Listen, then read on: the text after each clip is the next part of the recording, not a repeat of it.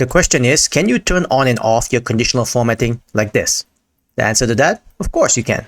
And this is how you do it. The first thing to do is to introduce a checkbox. Go to Developer, Controls, Insert, and a checkbox somewhere on your spreadsheet. Right-click on the checkbox, edit text, and basically change it to toggle conditional formatting. Right-click on the checkbox once more. Then link your checkbox to a cell. I'm going to link it to F2 and press Enter twice. Now, every time you toggle, you can see that the value changes on cell F2. Next, you're going to go ahead and select all your data set from top to bottom and then go Home Style Conditional Formatting Manage Rules. And you're going to say New Rule. And here you're going to use formula. The formula I'll be using here is going to be equal F2 equal false. And for format, I'm going to just leave it as no format and click on OK. And over here, you're going to put a check to stop if it's true and click OK. Lastly, for aesthetic reason, remove the grid line, set the color in cell F2 to white and align the checkbox correctly. And then test it.